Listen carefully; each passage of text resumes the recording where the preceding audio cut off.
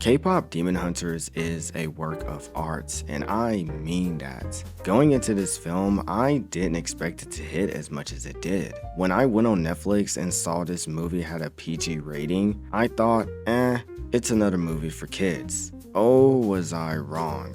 Yep, about as legit as I expected. This video will contain spoilers, so if you haven't seen this movie, I recommend giving it a chance. Trust me.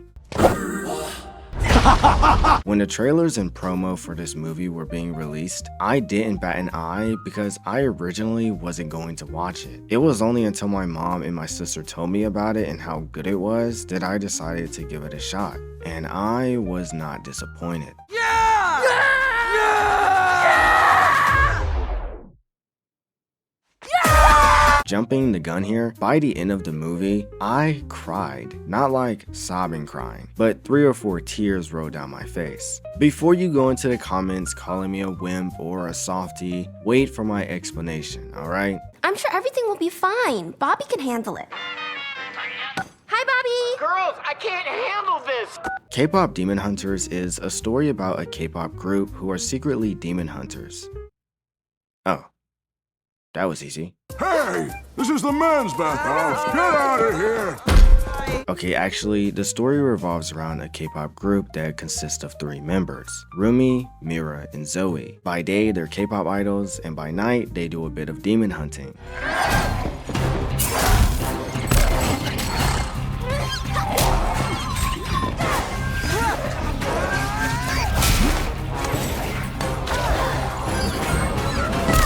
With their amazing vocal performances, they're able to maintain a magical barrier that prevents demons from stealing the souls of other people. But when a rival group shows up, their future gets contested.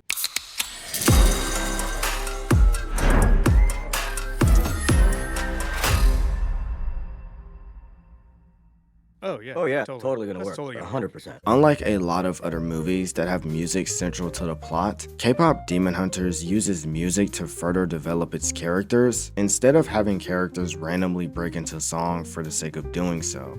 I know I believe.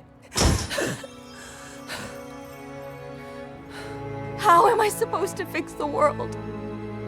Fix me when I don't have my voice. K-pop Demon Hunters understands the weight and value certain types of music bring. I personally don't like musicals, but K-pop Demon Hunters gets music right. What if we find a way to escape it? We could be Often PG animated movies or shows treat their characters like plot devices without purpose or originality. And that's what I feared when I started this movie. I thought it was just going to be another kids movie with poop level character writing and jokes being said every scene. The only ones dying tonight are your... I said, the only ones dying tonight are your... I'm sorry. What? The jokes in this movie aren't that bad, considering the audience it's for. I just want to talk. Talk? About your patterns? But first, I want to talk about those pants. Teddy bears and choo-choo trains? Really? Choo-choo. I applaud this movie for actually trying to develop its characters along with the story. A hunter who's part demon? Although not every character gets a deep level of nuance, the characters we're supposed to pay attention to do. I spent my whole life keeping this secret, this shame of what I am.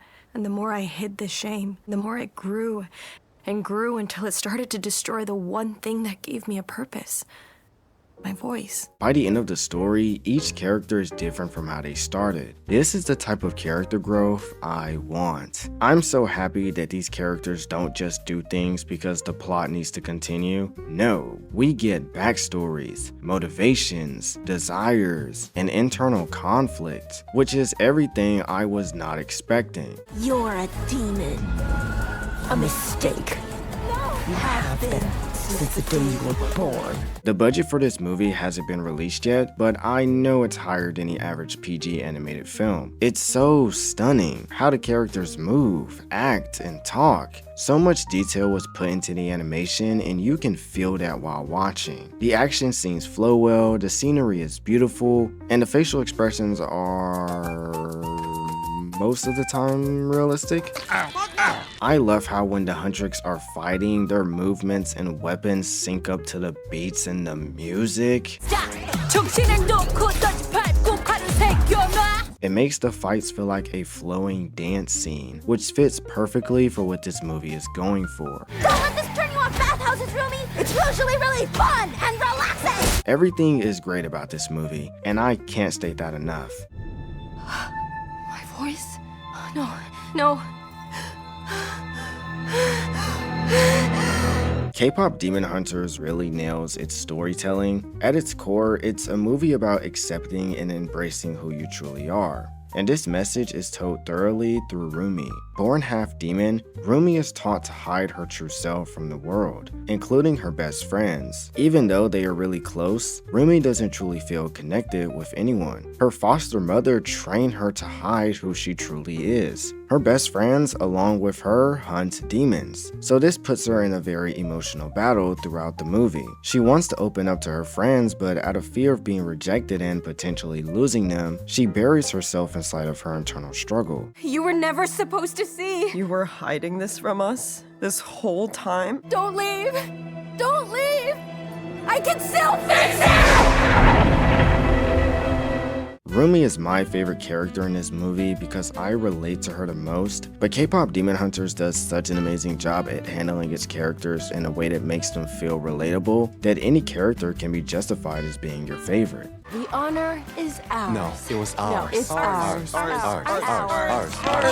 Because we're shown why these characters do the things they do, we empathize with them. Jinwoo is a great example of this. When Jinwoo is first introduced, he is the clear-cut antagonist. However, as the story goes on, it's revealed that Jinwoo is more than just a bad guy. He's burdened by guilt, which drives his actions. We find out through his backstory that through being manipulated, he was condemned to the life of a demon.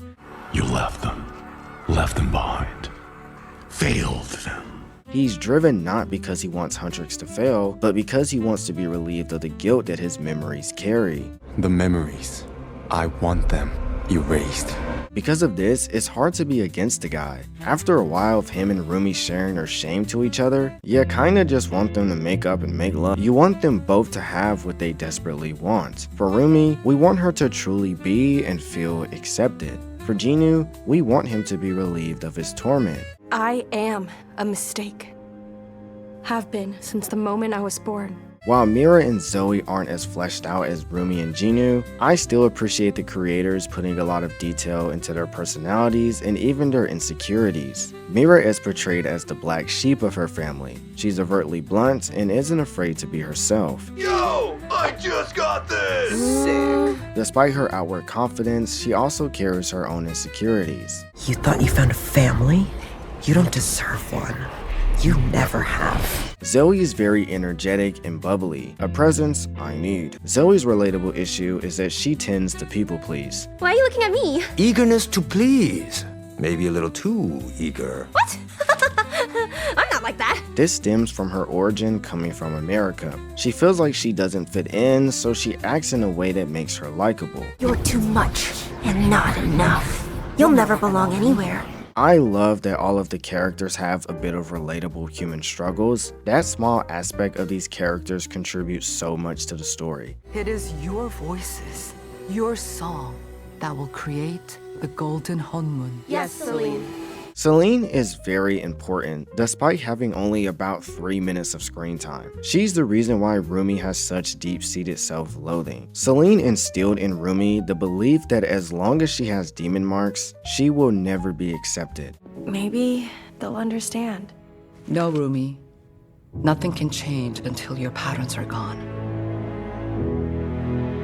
Hearing this while growing up as a child must have been heartbreaking for Roomie, because like anyone else, we all want to be accepted for who we are. Cover those up. You only have those because... My dad was a demon? You're not one of them, Roomie. You're a hunter, just like your mother was. When the home moon is sealed, all the demons will be gone from this world, and so will your patterns. Celine, through her beliefs, sparked Roomie's self-hatred. Pathetic. I'm pathetic? You can't even talk about your patterns. You want me to talk about my patterns? I hate them. She was so fixated on ridding Roomie of her demon marks that she didn't even notice she was actually damaging Roomie's sense of self-worth. So I did my best to accept you and help you. Accept me? You told me to cover up, to hide. Yes, until we can fix everything. This is what I am. Look at me. Why can't you look at me?